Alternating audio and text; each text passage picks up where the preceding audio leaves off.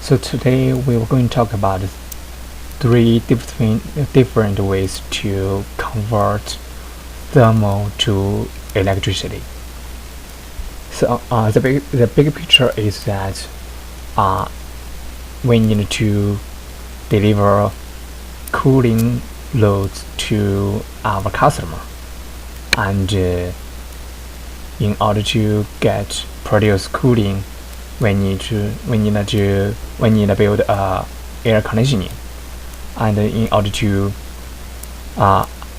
power air conditioner, we need electricity. But where can we get electricity?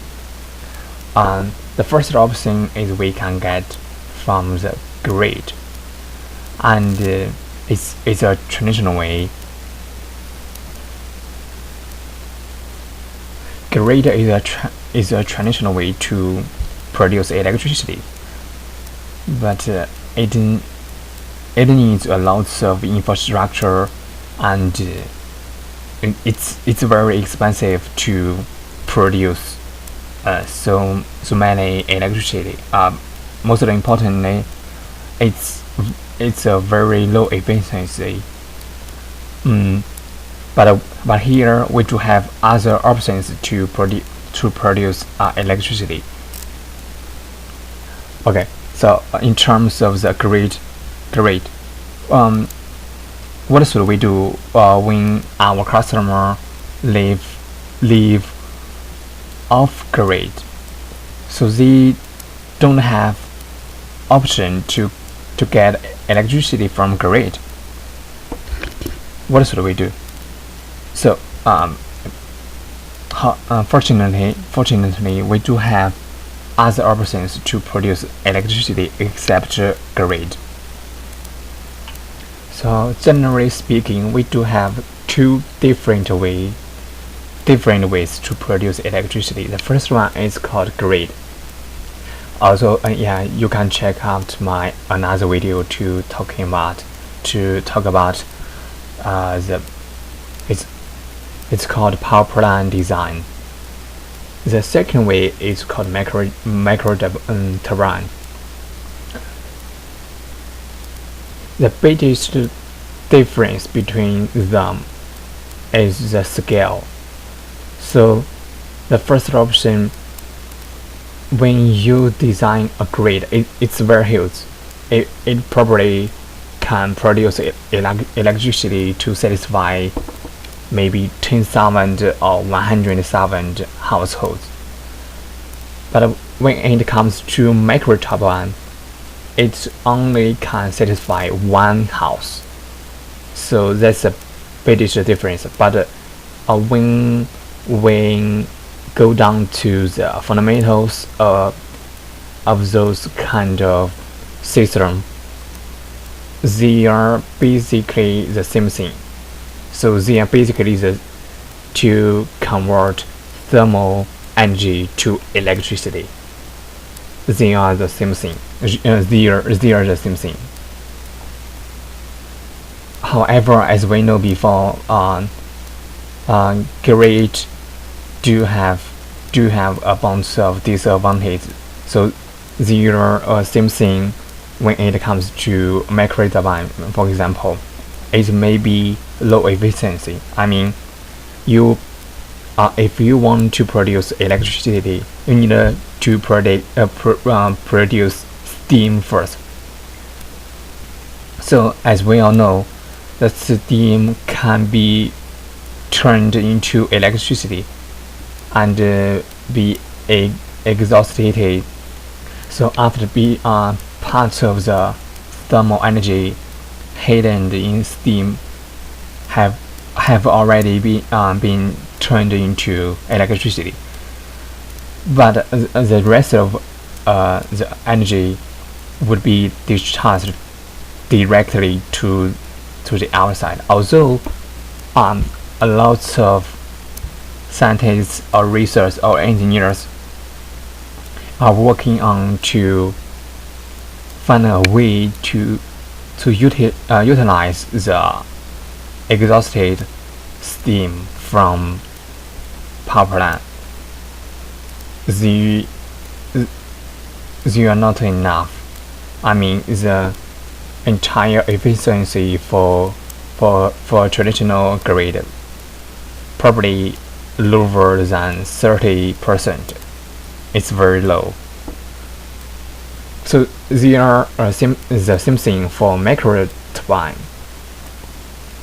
So the efficiency for traditional micro turbine probably maybe not higher than 30%. They are the same thing.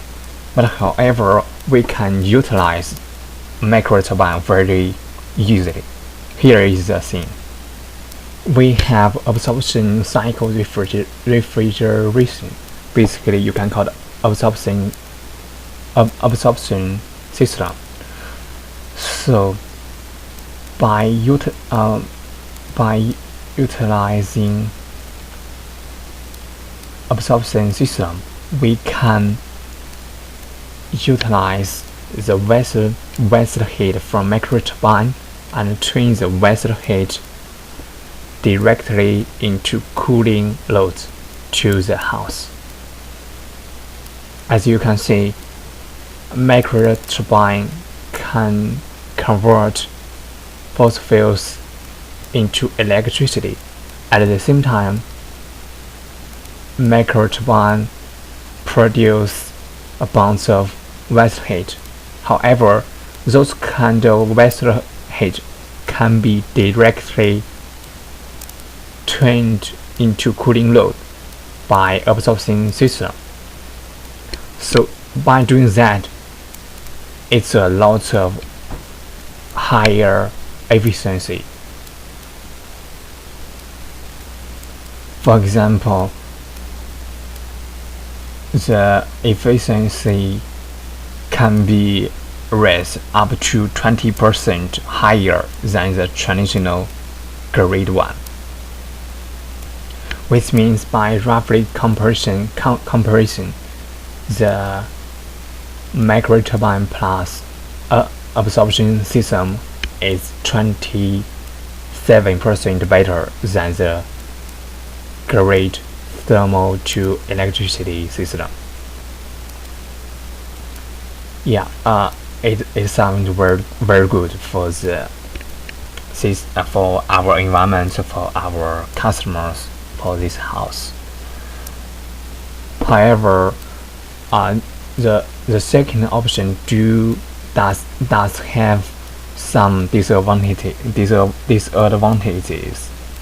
For example, sometimes you need to produce a bunch of cooling load, but you probably don't need so many electricity. So where to put our electricity? And that's one question. Another question is that, as I mentioned before, this system, the scale of this system is very small. So during the peak time, which means the house does need a lot of electricity and cooling loads, this system probably wouldn't work well. It doesn't have the capacity to produce so many electricity and cooling loads at the same time. Although you can build a bigger micro turbine system, but it costs so many unnecessary money. It's not good. So what should we do? So here is the thing. So during the daytime, the 24 hours, we probably need so many power. I mean, it's a total number of the electricity and cooling loads. Let's make it up. It's one number during different times in the day. and the night. So during the peak time, we probably need another way to power our house.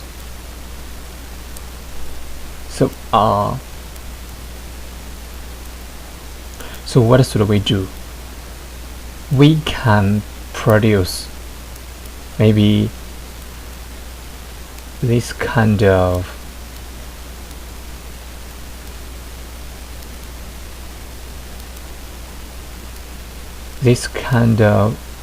energy during the day and night with micro turbine plus absorption system.